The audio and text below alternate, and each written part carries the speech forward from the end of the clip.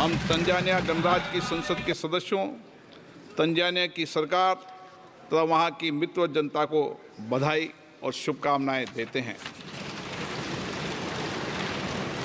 मान्य सदस्यगण, जैसा कि आपको समाचार भाग 2 के माध्यम से पहले ही सूचित किया जा चुका है कि माननीय वित्त मंत्री जी के बजट भाषण की प्रतियां हार्ड कॉपी के रूप में उपलब्ध कराई जाएगी। अतः बजट प्रस्तुत हो जाने के पश्चात माननीय सदस्य कृपया बजट भाषण की अपनी अपनी प्रति प्रकाशन काउंटर से प्राप्त कर लें। आपको ये भी सूचित किया जाता है कि माननीय मंत्री द्वारा बजट प्रस्तुत किए जाने के पश्चात बजट की प्रतियां आपको मेंबर्स पोर्टल के माध्यम से भी उपलब्ध करा दी जाएगी। माननीय वित्त मंत्री Shrimati Nirmala Sitharaman.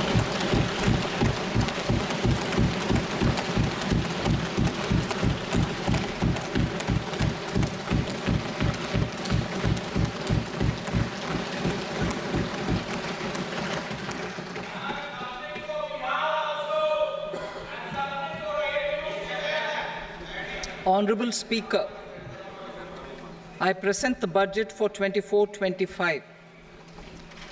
Introduction.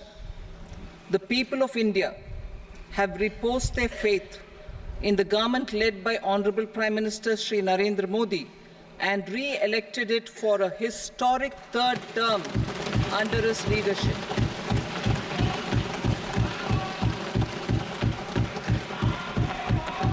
We are grateful for their support, faith, and trust in our policies. We are determined to ensure that all Indians, regardless of religion, caste, gender, and age, make substantial progress in realizing their life goals and aspirations. Global context. The global economy, while performing better than expected, is still in the grip of policy uncertainties. Elevated asset prices, political uncertainties, and shipping disruptions continue to pose significant downside risks for growth and upside risks to inflation. In this context, India's economic growth continues to be the shining exception and will remain so in the years ahead.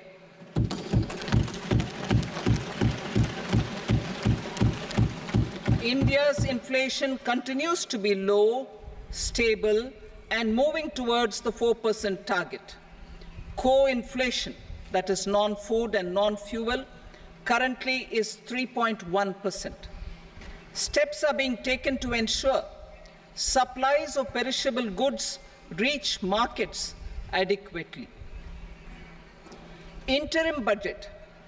As mentioned in the interim budget, we need to focus on 4 major castes, namely the Garib, Mahilaye, Yuva, and Annadata, the poor, women, youth, and the farmer.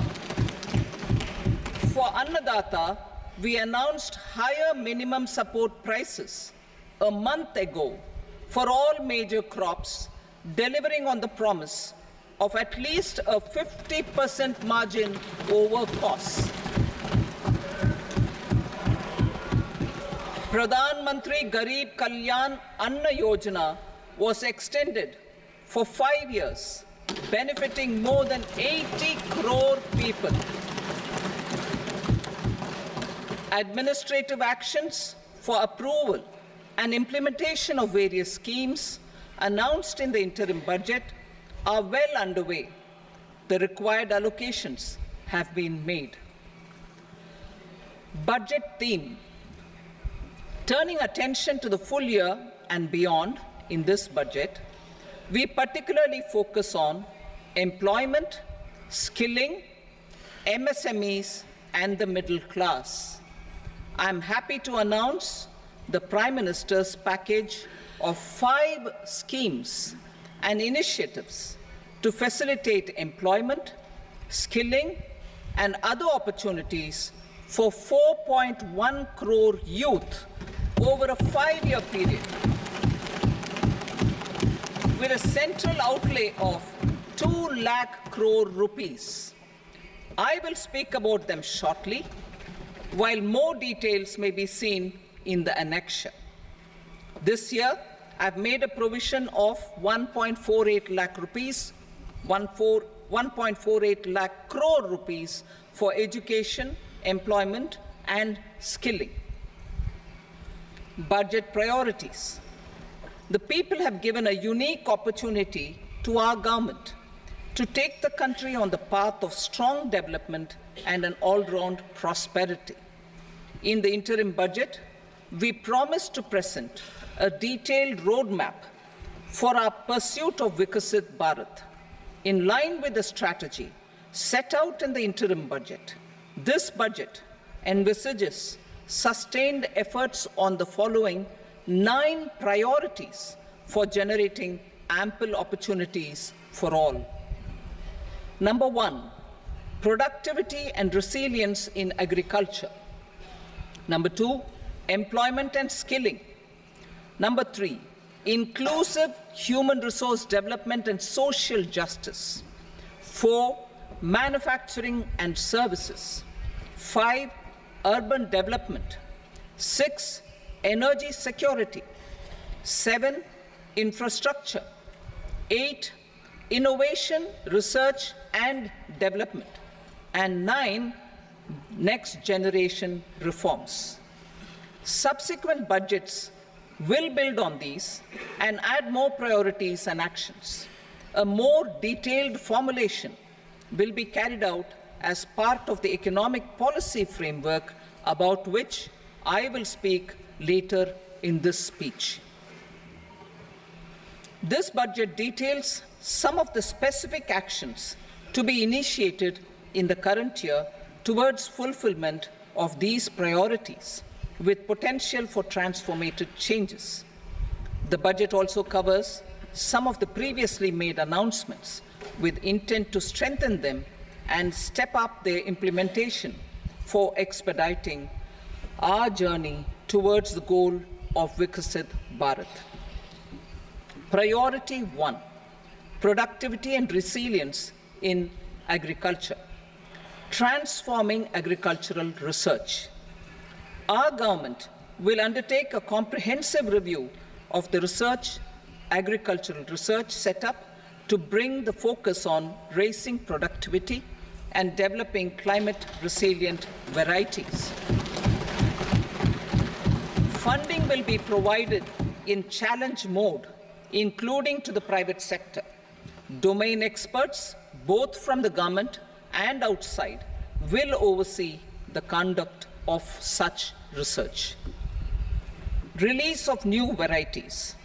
New 109 high-yielding and climate-resilient varieties of 32 field and horticultural crops will be released for cultivation by farmers.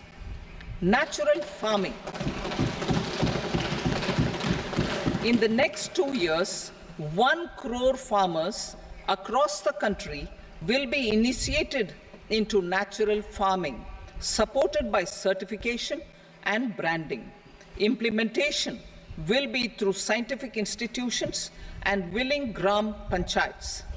10,000 need-based bio-input resource centers will be established. Missions for pulses and oil seeds. For achieving self-sufficiency in pulses and oil seeds, we will strengthen their production, storage, and marketing. As announced in the interim budget, a strategy is being put in place to achieve Atmanirbharta for oil seeds such as mustard, groundnut, sesame, soybean, and sunflower. Vegetable production and supply chains. Large-scale clusters for vegetable production will be developed closer to major consumption centers. We will promote farmer-producer organizations, cooperatives, and startups for vegetable supply chains, including for collection and storage and marketing. digital public infrastructure for agriculture. Buoyed by the success of the pilot project, our government, in partnership with the states, will facilitate the implementation of the digital public infrastructure in agriculture for coverage of farmers and their lands in 3 years. During this year, digital crop survey for Kharif using the DPI will be taken up in 400 districts. The details of 6 crore farmers and their lands will be brought into the farmer and land registries. Further, the issuance of Jan Samarth based Kisan credit cards will be enabled in 5 states. Shrimp production and export. Financial support for setting up a network of nucleus breeding centers for shrimp brood stocks will be provided. Financing for shrimp farming, processing, and export will be facilitated through NABARD. National cooperation policy. Our government will bring out a national cooperation policy for systematic, orderly, and all-round development of the cooperative sector, fast-tracking growth of rural economy and generation of employment opportunities on a large scale will be the policy goal. This year, I have made a provision of 1.52 lakh crore rupees for agriculture and allied sectors.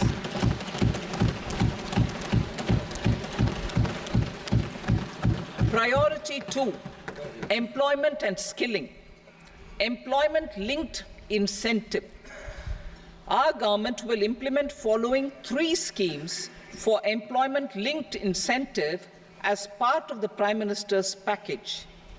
These will be based on enrollment in the EPFO and focus on recognition of first-time employees and support to employees and employers. Scheme A, first-timers. This scheme will provide 1 month wage to all persons newly entering the workforce in all formal sectors.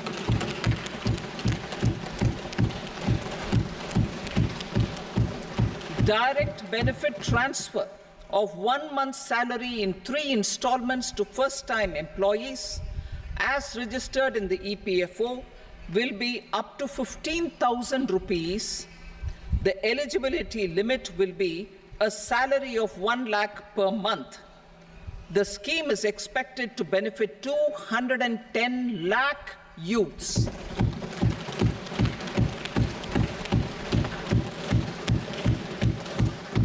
Scheme B, job creation in manufacturing.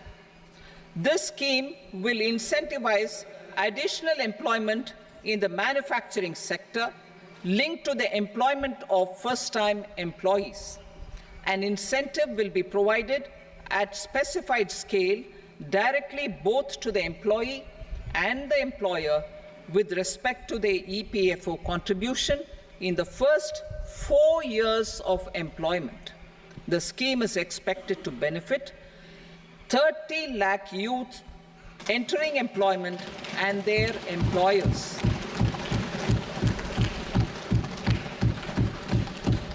Scheme C, support to employers. This employer-focused scheme will cover additional employment in all sectors. All additional employment within a salary of 1 lakh rupee per month will be counted. The government will reimburse to employers up to 3,000 rupees per month for 2 years towards the EPFO contribution for each additional employee. The scheme is expected to incentivize additional employment of 50 lakh persons.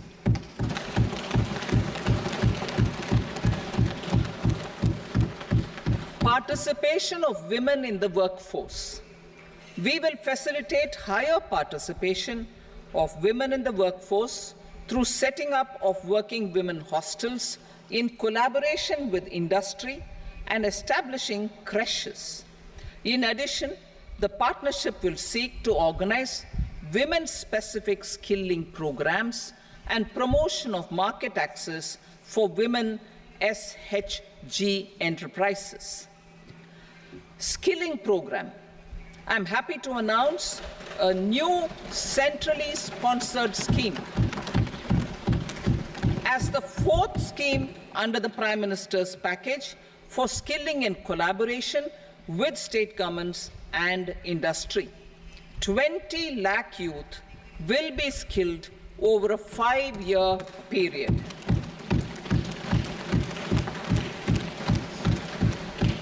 "1,000 industrial training institutes will be upgraded in hub and spoke arrangements with outcome orientation.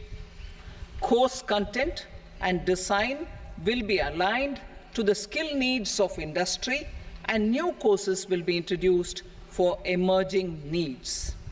Skilling loans. The model skill loan scheme will be revised to facilitate loans up to 7.5 lakh rupees with a guarantee from a government-promoted fund. This measure is expected to help 25,000 students every year.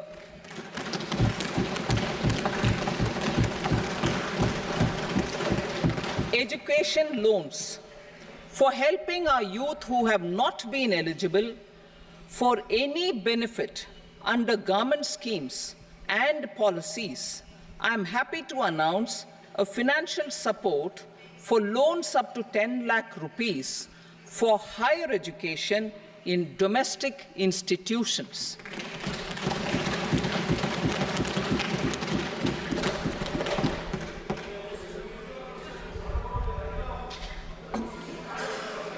E-vouchers for this purpose.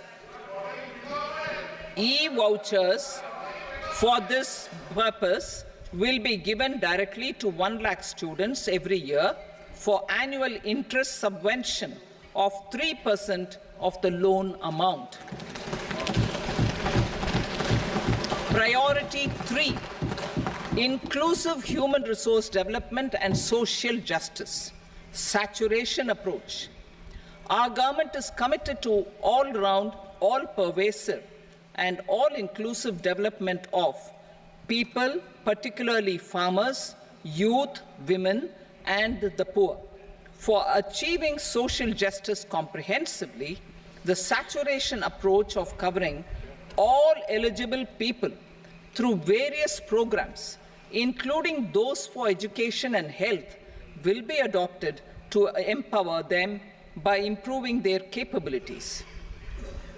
Implementation of schemes meant for supporting economic activities by craftsmen, artisans, self-help groups, scheduled caste, scheduled tribe, and women entrepreneurs and street vendors such as the PM Vishwakarma, PM Swanidhi, National Livelihood Missions, and Stand Up India will be stepped up.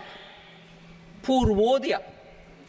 The states in the eastern part of the country are rich in endowments and have strong cultural traditions.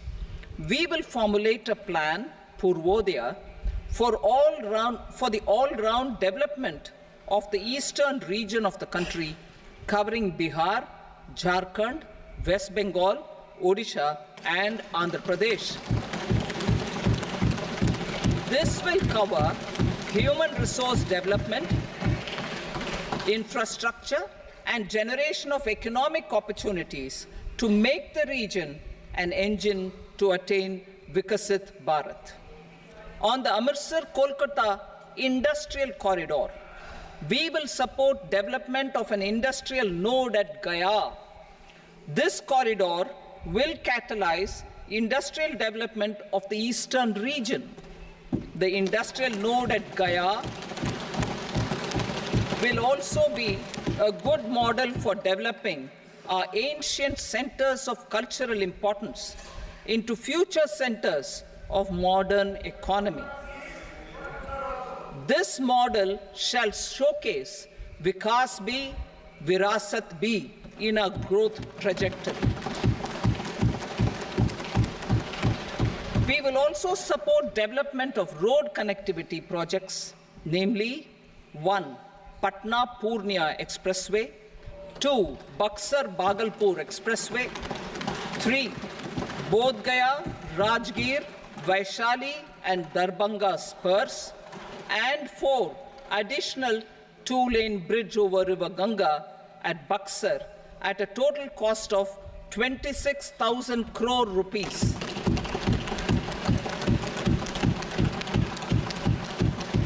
Power projects, including setting up of a new 2,400 megawatt power plant at Pir Painti, will be taken up at a cost of 21,400 crore rupees. New airports, medical colleges, and sports infrastructure in Bihar will be constructed. An additional allocation to support capital investments will be provided. The requests of Bihar government for external assistance from multilateral development banks will be expedited.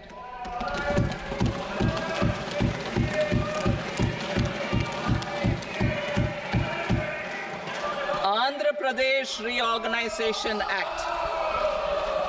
Our government has made concerted efforts to fulfill the commitments in Andhra Pradesh Reorganization Act.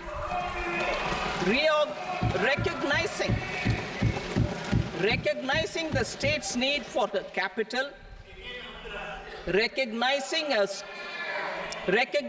the state's need for a capital, we will facilitate special financial support through multilateral development agencies. In the current financial year, 15,000 crore rupees will be arranged with additional amounts in future years.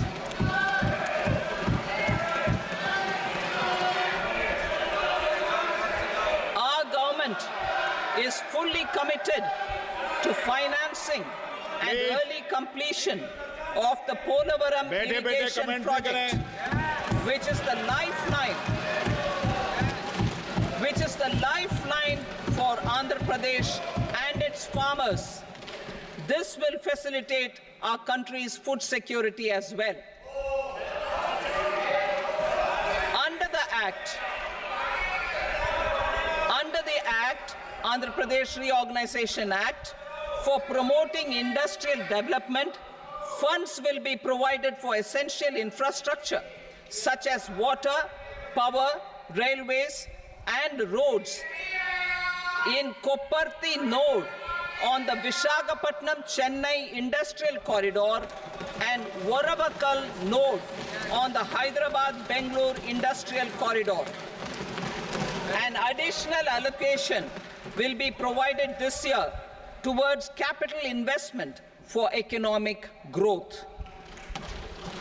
Grants for backward regions of Rayalaseema, Prakasham, North Coastal Andhra, as stated in the Act, will be provided.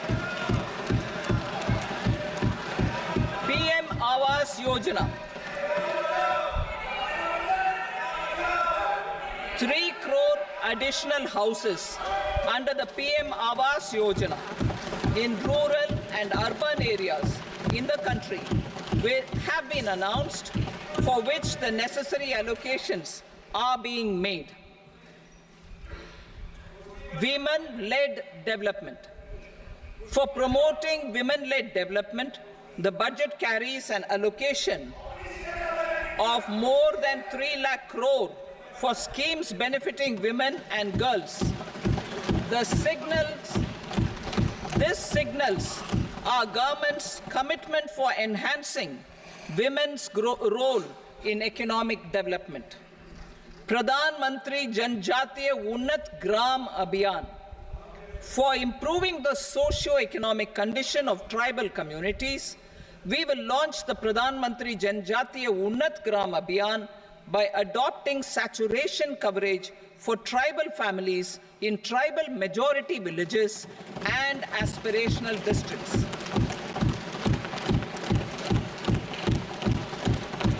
This will cover 63,000 villages, benefiting 5 crore tribal people. Bank branches in northeastern region.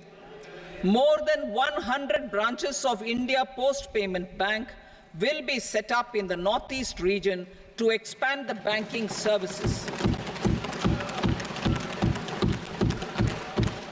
This year, I have made a provision of 2.66 lakh crore rupees for rural development, including rural infrastructure.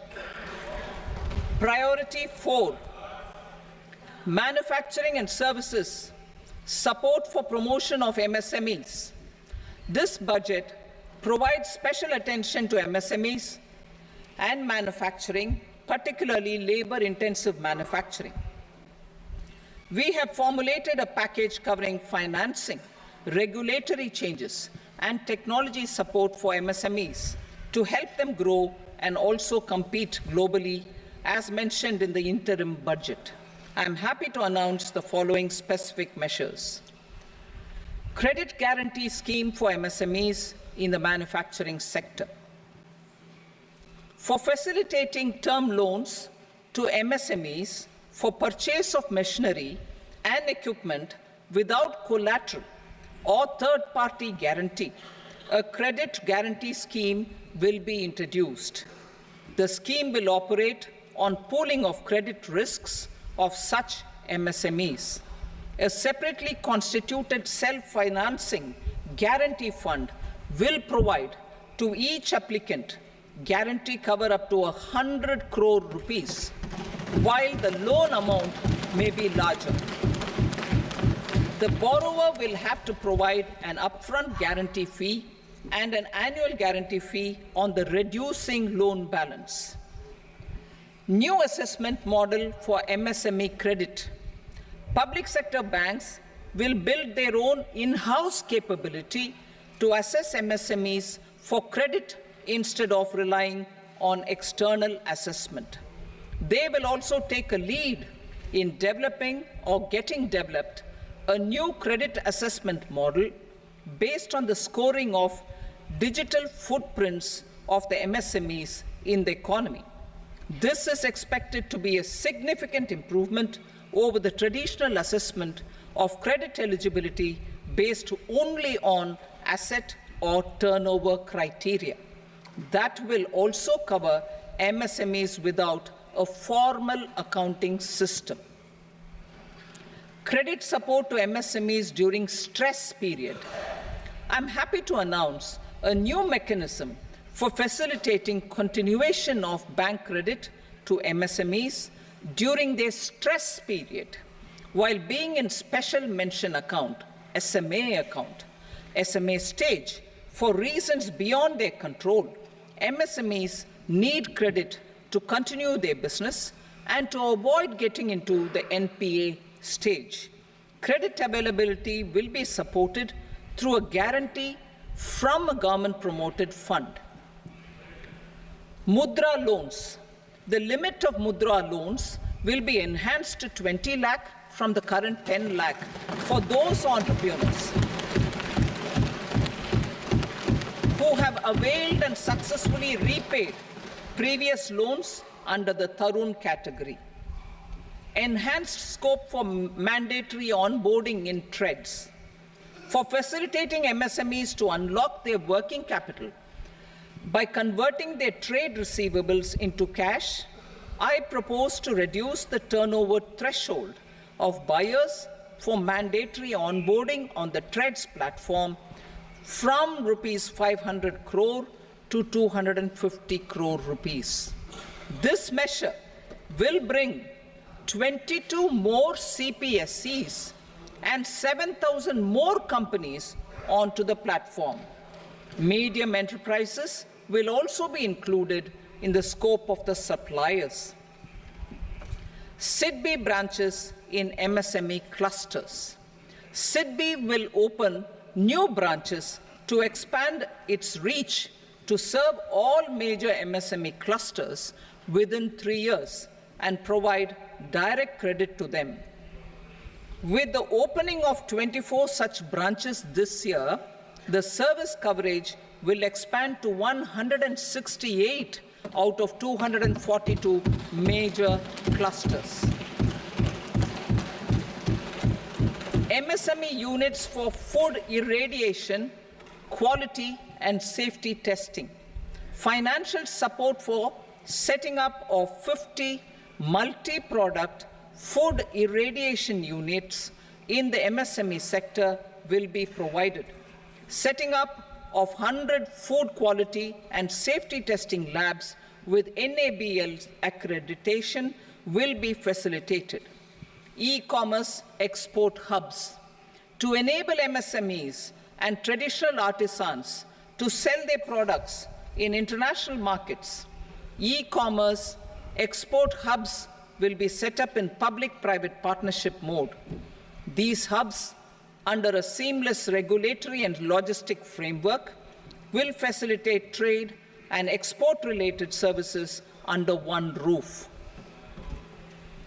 Measures for promotion of manufacturing and services. Internship in top companies. As the fifth scheme under Prime Minister's package, our government will launch a comprehensive scheme for providing internship opportunities in 500 top companies to 1 crore youth in 5 years. They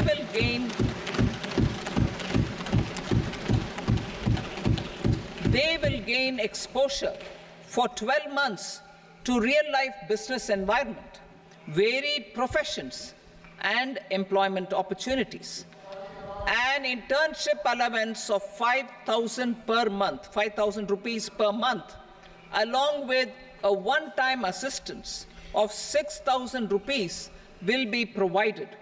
Companies will be expected to bear the training cost and 10% of their internship cost from their CSR funds. Industrial parks. Our government will facilitate development of investment-ready, plug-and-play industrial parks with complete infrastructure in or near 100 cities in partnership with the states and private sector by better using town planning schemes. 12 industrial parks under the National Industrial Corridor Development Program also will be sanctioned.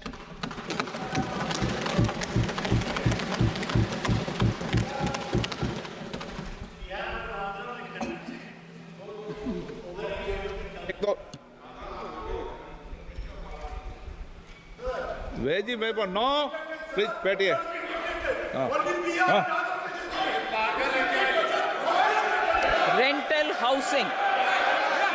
Rental housing with dormitory type accommodation for industrial workers will be, just 1 minute. Rental housing, I repeat, rental housing with dormitory type accommodation for industrial workers will be facilitated in PPP mode with VGF support and commitment from anchor industries. Shipping industry, ownership, leasing, and flagging reforms will be implemented to improve the share of Indian shipping industry and generate more employment. Critical mineral mission. We will set up a critical mineral mission for domestic production, recycling of critical minerals, and overseas acquisition of critical mineral assets. Its mandate will include technology development, skilled workforce, extended producer responsibility framework, and a suitable financing mechanism. Offshore mining of minerals. Our government will launch the auction of the first tranche of offshore blocks for mining, building on the exploration already carried out. Digital public infrastructure applications.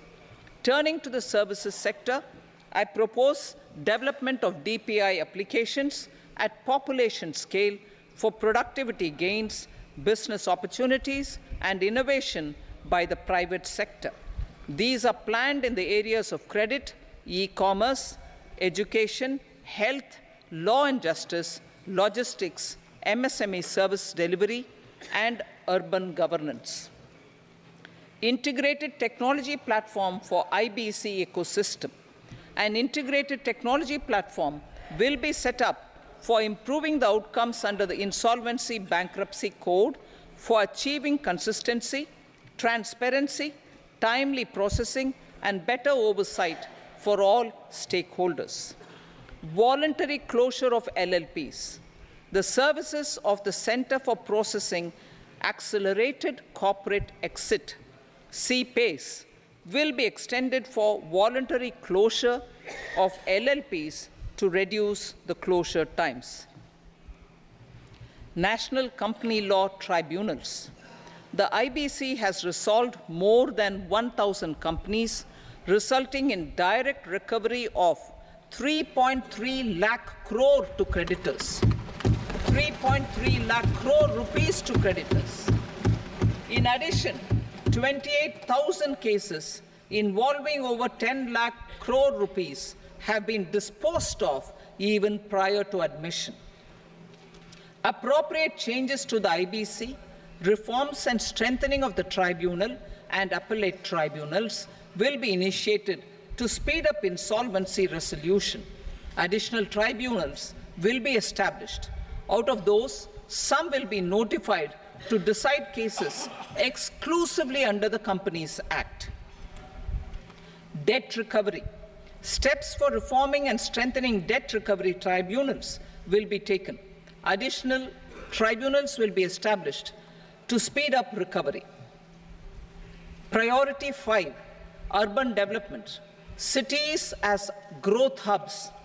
Working with states, our government will facilitate development of cities as growth hubs. This will be achieved through economic and transit planning and orderly development of peri-urban areas utilizing town planning schemes. Creative redevelopment of cities. For creative brownfield redevelopment of existing cities with a transformative impact, our government will formulate a framework for enabling policies, market-based mechanisms, and regulation. Transit-oriented development. Transit-oriented development plans for 14 large cities with a population above 30 lakh will be formulated, along with an implementation and financing strategy. Urban housing. Under the PM Awas Yojana, Urban 2.0, housing needs of 1 crore urban poor and middle-class families will be addressed with an investment of 10 lakh crore rupees. This will include the central assistance of 2.2 lakh crore rupees in the next 5 years. A provision of interest subsidy to facilitate loans at affordable rates is also envisaged. In addition, enabling policies and regulations for efficient and transparent rental housing markets with enhanced availability will also be put in place. Water supply and sanitation. In partnership with state governments and multilateral development banks, we will promote water supply, sewage treatments, and solid waste management projects and services for 100 large cities through bankable projects. These projects will also envisage use of treated water for irrigation and filling up of tanks in nearby areas. Street markets. Building on the success of PM Swanidhi scheme in transforming the lives of street vendors, our government envisions a scheme to support each year over the next 5 years the development of 100 weekly hearts or street food hubs in select cities. Stamp duty. We will encourage states which continue to charge high stamp duty to moderate the rates for all and also consider further lowering duties for properties purchased by women. This reform will be made an essential component of urban development schemes. Priority 6, energy security, energy transition. In the interim budget, I had announced our strategy to sustain high and more resource-efficient economic growth, along with the energy security in terms of availability, accessibility, and affordability.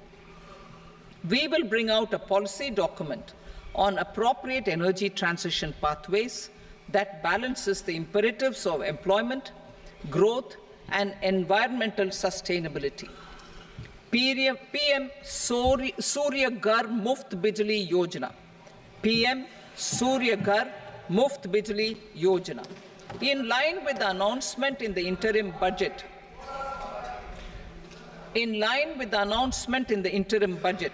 PM Surya Ghar Muft Bijli Yojana has been launched to install rooftop solar plants to enable 1 crore households obtain free electricity up to 300 units every month. The scheme has generated remarkable response with more than 1.28 crore registrations and 14 lakh applications, and we will further encourage it. Pumped storage policy. A policy for promoting pumped storage projects will be brought out for electricity storage and facilitating smooth integration of the growing share of renewable energy with its variable and intermittent nature in the overall energy mix.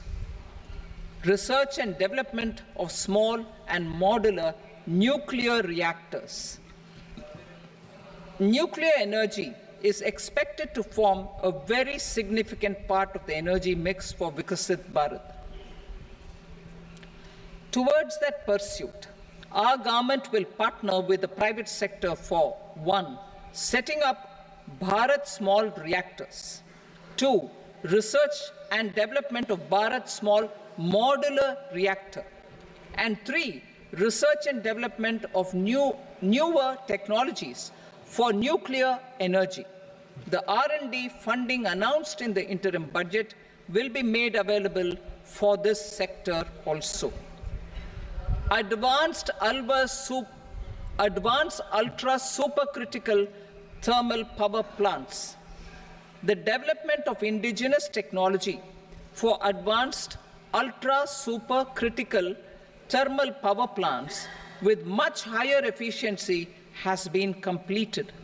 A joint venture between NTPC and BHEL will set up a full-scale 800 megawatt commercial plant using AUSC technology.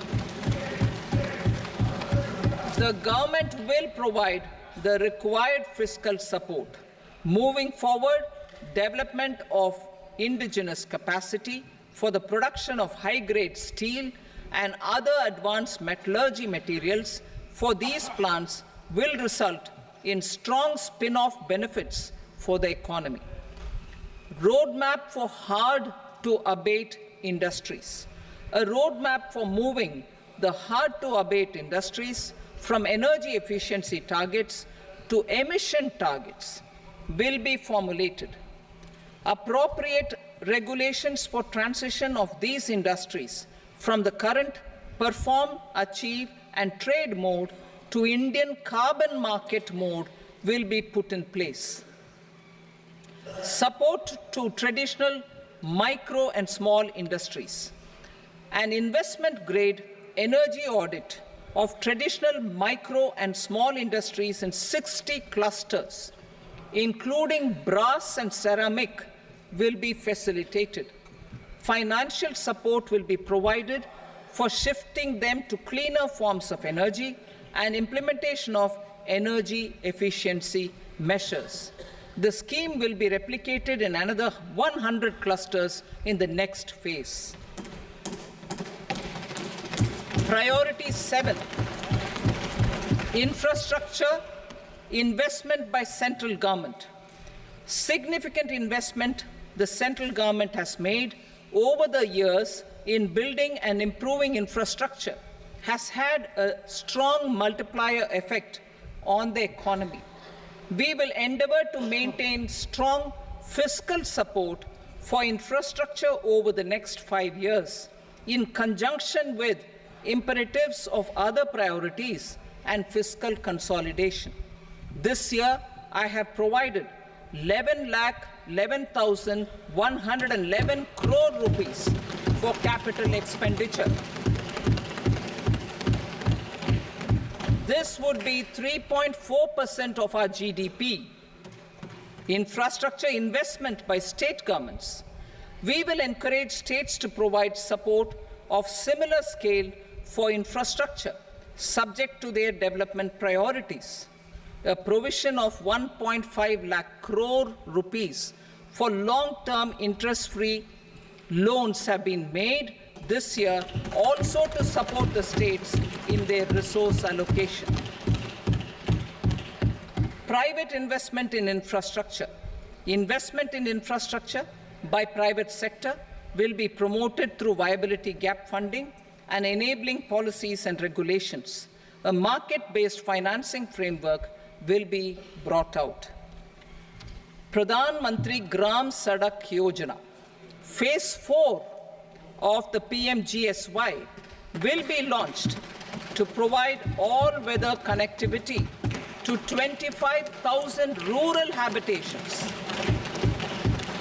which have become eligible in view of their population increase.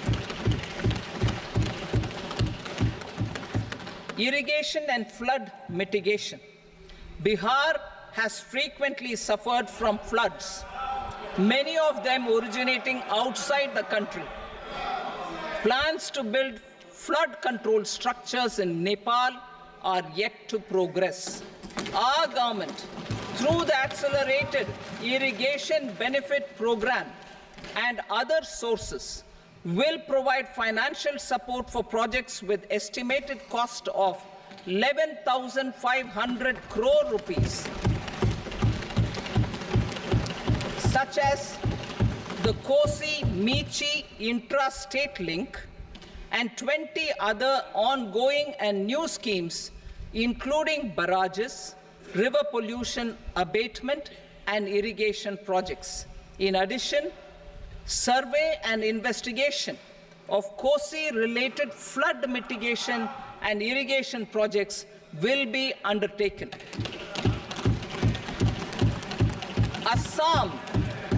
Assam grapples with floods every year by the Brahmaputra River and its tributaries originating outside India. We will provide assistance to Assam for flood management and related projects.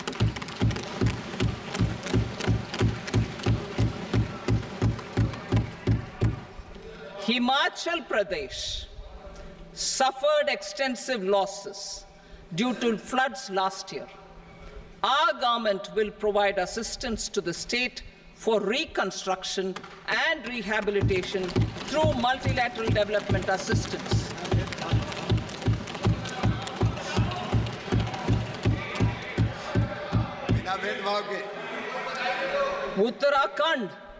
Uttarakhand too suffered losses due to cloudbursts and massive landslides.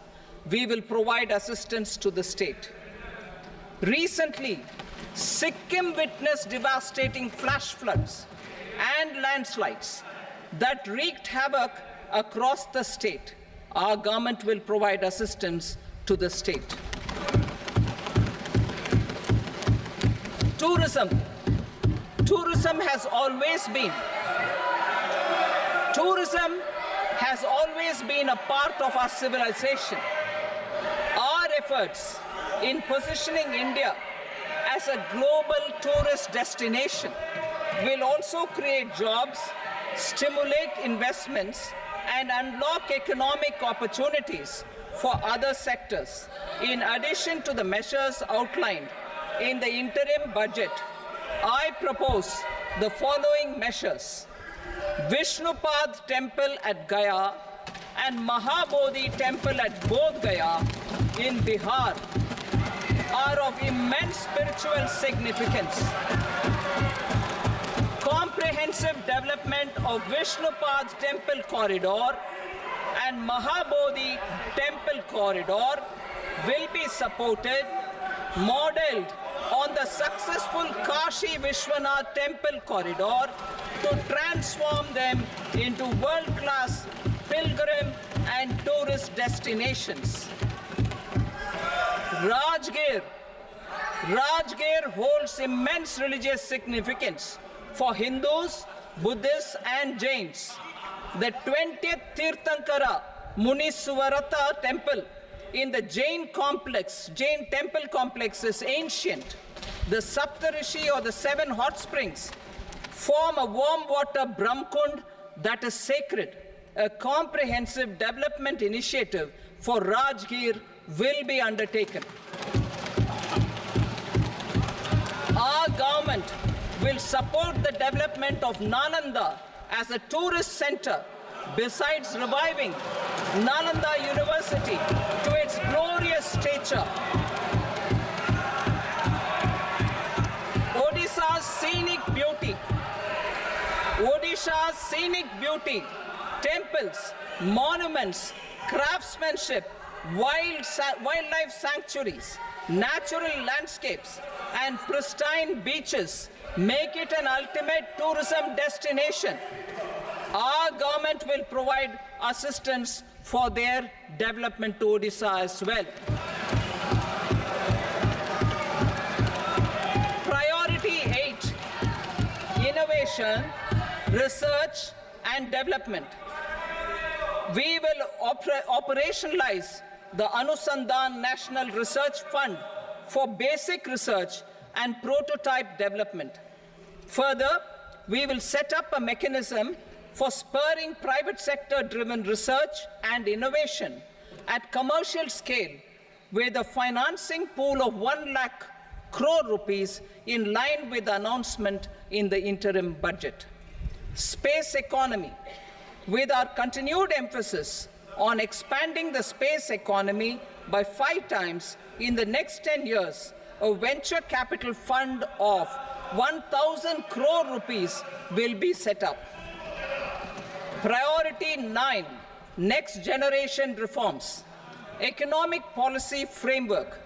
We will formulate an economic policy framework to delineate the overarching approach to economic development and set the scope of the next generation of reforms for facilitating employment opportunities and sustaining high growth.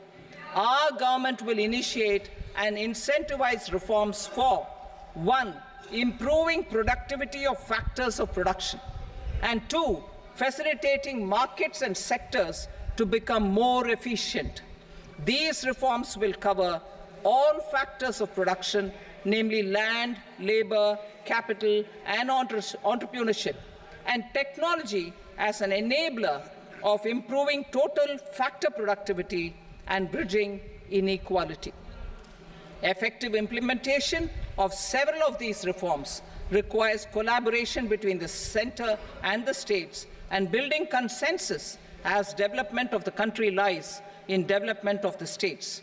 For promoting competitive federalism and incentivizing states for faster implementation of reforms, I propose to earmark a significant part of the 50-year interest-free loan.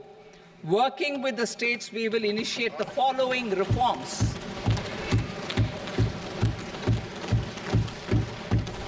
Land-related reforms and actions, both in the rural and urban areas, will cover land administration, will cover 1. Land administration, planning and management, and 2. Urban planning usage and building bylaws. These will be incentivized for completion within the next 3 years through appropriate fiscal support. Rural land-related actions. Rural land-related actions will include 1. Assignment of unique land parcel identification number, UL PIN, or Bhu Aadhaar for all lands. 2. Digitization of cadastral maps. 3. Survey of subdivisions, survey of map subdivisions as per current ownership. 4. Establishment of land registry. And 5. Linking to the farmers registry. These actions will also facilitate credit flow and other agricultural services. Urban land-related actions. Land records in urban areas will be digitized with GIS mapping. An IT-based system for property record administration, updating, and tax administration will be established.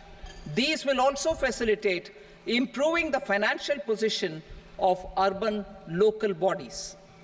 Labor-related reforms. Services to labor. Our government will facilitate the provision of a wide array of services to labor, including those for employment and skilling. A comprehensive integration of e-Shram portal with other portals will facilitate such one-stop solution. Open architecture databases for the rapidly changing labor market, skill requirements, and available job roles, and a mechanism to connect job aspirants with potential employers and skill providers will be covered in these services. Shram Suvidha and Samadhan portal. Shram Suvidha and Samadhan portal will be revamped to enhance ease of compliance for industry and trade. Capital and entrepreneurship related reforms, financial sector vision and strategy. For meeting financing needs of the economy, our government will bring out a financial sector vision and strategy document to prepare the sector in terms of size, capacity, and skills. This will set the agenda for the next 5 years and guide the work of the government, regulators, financial institutions, and market participants. Taxonomy for climate finance. We will develop taxonomy for climate finance for enhancing the availability of capital for climate adaptation and mitigation. This will support achievement of the country's climate commitments and green transition. Variable capital company structure.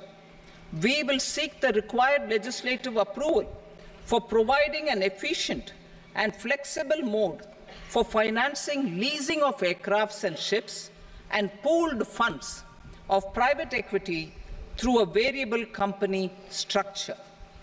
Foreign direct investments and overseas investment.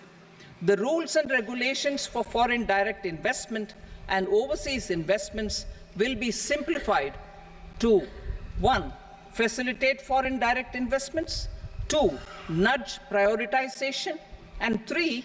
Promote opportunities for using Indian rupee as a currency for overseas investment. NPS Vatsalya. NPS Vatsalya, a plan for contribution by parents and guardians for minors, will be started. On attaining the age of majority, the plan can be converted seamlessly into a normal NPS account. Use of technology. We have successfully used technology for improving productivity and bridging inequality in our economy during the past 10 years. Public investment in digital infrastructure and innovations by the private sector have helped in improving access of all citizens, particularly the common people, to market resources, education, health and services. We will step up adoption of technology towards digitalization of the economy. Ease of doing business. For enhancing ease of doing business, we are already working on the Jan Vishwas Bill 2.0.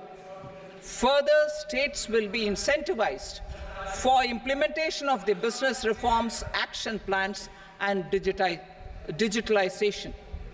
Data and statistics for improving data governance, collection, processing and management of data and statistics, different sectoral databases, including those established under the Digital India mission, will be utilized with active use of technology tools.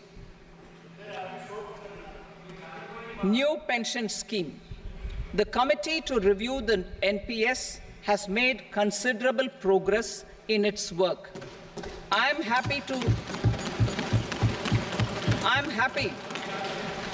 happy that the staff side of the National Council of the Joint Consultative Machinery for Central Government Employees has taken a constructive approach. A solution will be evolved which addresses the relevant issues while maintaining fiscal prudence to protect the common citizens. Budget estimates for 24-25. For the year 24-25, total receipts other than borrowings and the total expenditure are estimated at 32.07 lakh crore rupees and 48.21 lakh crore rupees respectively. The net tax receipts are estimated at 25.83 lakh crore rupees. The fiscal deficit is estimated at 4.9% of the GDP. The gross and the net market borrowings through dated securities during 24-25 are estimated at 14.01 lakh crore rupees and 11.63 lakh crore rupees respectively. Both will be less than that in 23-24. The fiscal consolidation path announced by me in 2021 has served our economy very well, and we aim to reach the deficit below 4.5% next year. The government is committed to staying the course. From 2026-27 onwards, our endeavor will be to keep the fiscal deficit each year such that the central government's debt will be on a declining path as percentage of GDP. I will now move to Part B.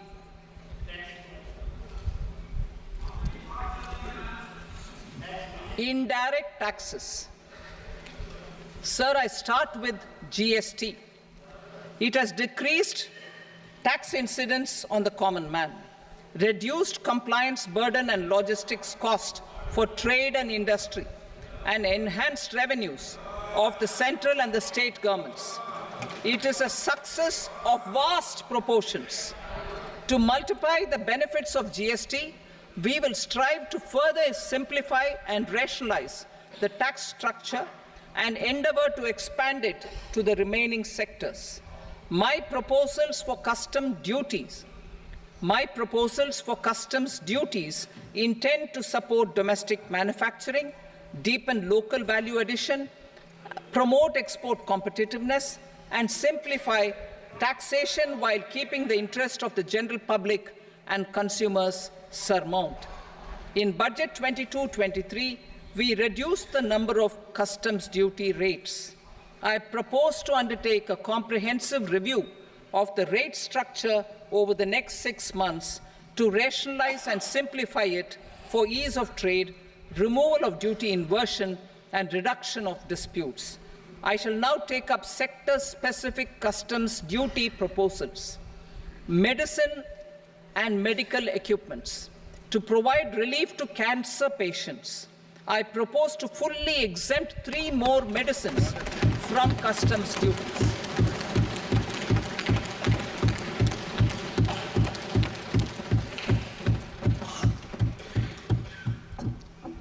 I also propose changes in the BCD on X-ray tubes and flat panel detectors for use in medical X-ray machines under the phased manufacturing program so as to synchronize them with the domestic capacity addition.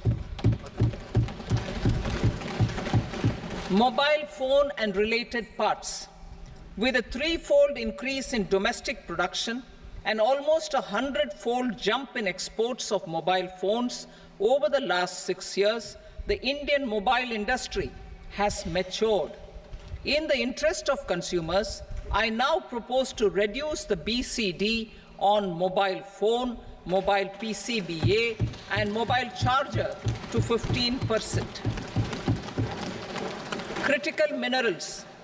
Minerals such as lithium, copper, cobalt, and rare earth elements are critical for sectors like nuclear energy, renewable energy, space, defense, telecommunications, and high-tech electronics. I propose to fully exempt customs duties on 25 critical minerals and reduce BCD on 2 of them. This will provide a major fillip to the processing and refining of such minerals and help secure their availability for these strategic and important sectors. Solar energy. Energy transition is critical in the fight against climate change. To support energy transition, I propose to expand the list of exempted capital goods for use in the manufacture of solar cells and panels in the country. Further, in view of sufficient domestic manufacturing capacity of solar gas, glass, and tinned copper interconnect, I propose not to extend the exemption of custom duties provided to them. Marine products. India's seafood exports in the last financial year touched an all-time high of more than 60,000 crores of rupees. Frozen shrimp accounted for about 2/3 of these exports. To enhance their competitiveness, I propose to reduce BCD on certain broodstock, polychaete worms, shrimp, and fish feed to 5%. I also propose to exempt customs duty on various inputs for manufacture of shrimp and fish feed. Leather and textile. Similarly, to enhance the competitiveness of exports in the leather and textile sectors, I propose to reduce BCD on real down-filling material from duck or goose. I am also making additions to the list of exempted goods for manufacture of leather and textile garments, footwear, and other leather articles for export. To rectify inversion in duty, I propose to reduce BCD subject to conditions on methylene diphenyl diisocyanate, MDI, for manufacture of spandex yarn from 7.5 to 5%. Furthermore, the export duty structure on raw hides, skin, and leather is proposed to be simplified and rationalized. Precious metals. To enhance domestic value addition in gold and precious metal jewelry in the country, I propose to reduce customs duties on gold and silver to 6% and that of platinum to 6.4%. Other metals. Steel and copper are important raw materials. To reduce their cost of production, I propose to remove the BCD on ferronickel and blister copper. I am also continuing with nil BCD on ferrous scrap and nickel cathode and concessional BCD of 2.5% on copper scrap. Electronics. To increase value addition in the domestic electronics industry, I propose to remove the BCD subject to conditions on oxygen-free copper for manufacture of resistors. I also propose to exempt certain parts for manufacture of connectors. Chemicals and petrochemicals. To support existing and new capacities in the pipeline, I propose to increase the BCD on ammonium nitrate from 7.5% to 10%. Plastics. PVC flex banners are non-biodegradable and hazardous for environment and health. To curb their imports, I propose to raise the BCD on them from 10 to 25%. Telecommunication equipment. To incentivize domestic manufacturing, I propose to increase the BCD from 10 to 15% on PCBA of specified telecom equipment. Trade facilitation. To promote domestic aviation and boat and ship MRO, I propose to extend the period for export of goods imported for repairs from 6 months to 1 year. I'll read that again. To promote domestic aviation and boat and ship maintenance, repair and operations, I propose to extend the period for export of goods imported for repairs from 6 months to 1 year. In the same vein, I propose to extend the time limit for re-import of goods for repairs under warranty from 3 to 5 years. I now move to direct taxes. We will continue our efforts to simplify taxes, improve taxpayer services, provide tax certainty, and reduce litigation while enhancing revenues for funding the development and welfare schemes of the government. It has been our endeavor to simplify taxation. We have taken a number of measures in the last few years, including introduction of simplified tax regimes without exemptions and deductions for corporate tax and for personal income tax. This has been appreciated by taxpayers. 58% of corporate tax came from the simplified tax regime in the financial year 22-23. Similarly, as per data available till now, for the last fiscal, more than 2/3 have availed the new personal income tax regime. Comprehensive review of the Income Tax Act. I am now announcing a comprehensive review of the Income Tax Act 1961. The purpose is to make the Act concise, lucid, easy to read and understand. This will reduce disputes and litigation, thereby providing tax certainty to the taxpayers. I will also bring down the demand embroiled in litigation. It is proposed to be completed in 6 months. A beginning is being made in the Finance Bill by simplifying the tax regime for charities, tedious rate structures, provisions of reassessment and such provisions, and capital gains taxation. Simplification for charities and tedious. Two tax exemption regimes. The two tax exemption regimes for charities are proposed to be merged into one. The 5% tedious rate on many payments is being merged into the 2% tedious rate, and the 20% tedious rate on repurchase of units by mutual funds or UTI is being withdrawn. Tedious rate on e-commerce operators is proposed to be reduced from 1 to 0.1%. Moreover, credit of TCS is proposed to be given in the TDS to be deducted on salary. Further, I propose to decriminalize delay for payment of TDS up to the due date of filing statement for the same. I also plan to provide a standard operating procedure for TDS defaults and simplify and rationalize the compounding guidelines for such defaults. Simplification of reassessment.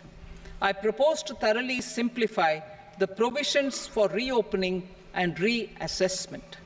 An assessment hereinafter can be reopened beyond 3 years from the end of the assessment year only if the escaped income is 50 lakh rupees or more, up to a maximum period of 5 years from the end of the assessment year.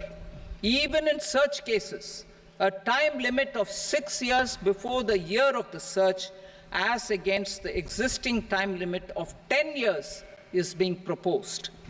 This will reduce tax uncertainty and disputes. Simplification and rationalization of capital gains. Capital gains taxation is also proposed to be hugely simplified. Short-term gains on certain financial assets shall henceforth attract a tax rate of 20%, while that on all other financial assets and all non-financial assets shall continue to attract the applicable tax rate. Long-term gains on all financial and non-financial assets, on the other hand, will attract a tax rate of 12.5%. For the benefit of the lower and the middle income classes, I propose to increase the limit of exemption of capital gains on certain financial assets to 1.25 lakh rupees per year. Listed financial assets held for more than a year will be classified as long-term, while unlisted financial assets and all non-financial assets will have to be held for at least 2 years to be classified as long-term. Unlisted bonds and debentures, debt mutual funds, and market-linked debentures, irrespective of holding period, however, will attract tax on capital gains at applicable rates. Taxpayer services. All the major taxpayer services under GST and most services under customs and income tax have been digitalized. All remaining services of customs and income tax, including rectification and order giving effect to appellate orders, shall be digitalized and made paperless over the next 2 years. Litigation and appeals. While our concerted efforts to reduce pendency of appeals at various appellate fora are beginning to show good results, it will continue to engage our highest attention. To dispose of the backlog of first appeals, I plan to deploy more officers to hear and decide such appeals, especially those with large tax effect. For resolution of certain income tax disputes pending an appeal, I am also proposing Vivad Se Vishwas Scheme 2024. Further, I propose to increase monetary limits for filing appeals related to direct taxes, excise, and service tax in the tax tribunals, high courts, and Supreme Court to 60 lakh rupees, 2 crore rupees, and 5 crore respectively. With a view to reduce litigation and provide certainty in international taxation, we will expand the scope of safe harbor rules and make them more attractive. We will also streamline the transfer pricing assessment procedure. Employment and investment. I have a few proposals to promote investment and foster employment. First of all, to bolster the Indian startup ecosystem, boost the entrepreneurial spirit, and to support innovation, I propose to abolish the so-called angel tax for all classes of investors. Second, there is tremendous potential for cruise tourism in India. To give a fillip to this employment-generating industry, I am proposing a simpler tax regime for foreign shipping companies operating domestic cruises in the country. Third, India is a world leader in the diamond cutting and polishing industry, which employs a large number of skilled workers. To further promote the development of this sector, we would provide for safe harbor rates for foreign mining companies selling raw diamonds in the country. Fourth, to attract foreign capital for our development needs, I propose to reduce the corporate tax rate on foreign companies from 40 to 35%. Deepening the tax base. I have a couple of proposals for deepening the tax base. First, security transaction tax on futures and options of securities is proposed to be increased to 0.02% and 0.1% respectively. Second, for reasons of equity, I propose to tax income received on buyback of shares in the hands of recipients. Other proposals: to improve social security benefits, deduction of expenditure by employers towards NPS is proposed to be increased from 10 to 14% of the employee's salary. Similarly, deduction of this expenditure up to 14% of salary from the income of employees in private sector, public sector banks and undertakings opting for the new tax regime is proposed to be provided. Indian professionals working in multinationals get ESOPs and invest in social security schemes and other movable assets abroad. Non-reporting of such small foreign assets has penal consequences under the Black Money Act. Such non-reporting of movable assets up to 20 lakh rupees is proposed to be depenalized. Other major proposals in the finance bill relate to withdrawal of equalization levy of 2%, expansion of tax benefits to certain funds and entities in IFSCs, and immunity from penalty and prosecution to Benamidar on full and true disclosure so as to improve conviction under the Benami Transaction Prohibition Act 1988. Personal income tax. Coming to personal income tax rates, I have two announcements to make for those opting for the new tax regime. First, the standard deduction for salaried employees is proposed to be increased from 50,000 to 75,000 rupees.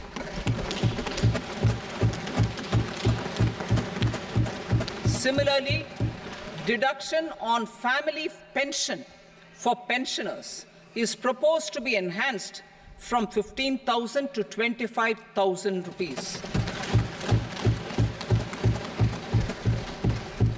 This will provide relief to about 4 crore salaried individuals and pensioners.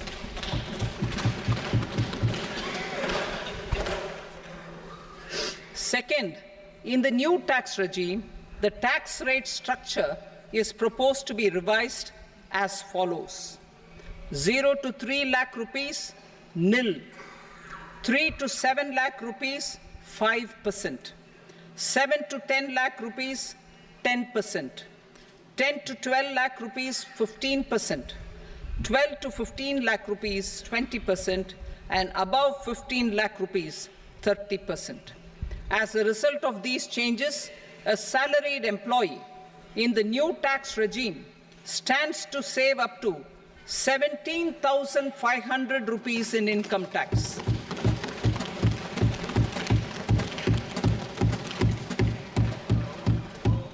Apart from these, I am also making some other changes as given in the annexure. As a result of these proposals, revenue of about 37,000 crore, that is 29,000 crore in direct taxes and 8,000 crore in indirect taxes, will be foregone, while revenue of about 30,000 crore rupees will be additionally mobilized. Thus, the total revenue foregone is about 7,000 crores annually. Mr. Speaker, sir, with this, I commend the budget to this august House. Jai Hind.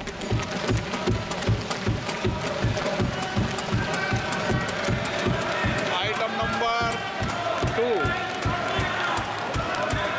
Item number 2.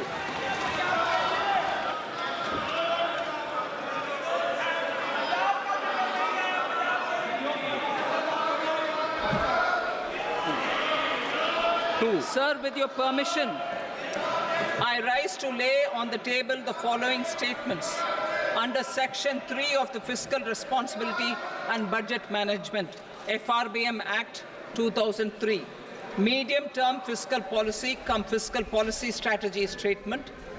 and macroeconomic framework statement. Item number 3.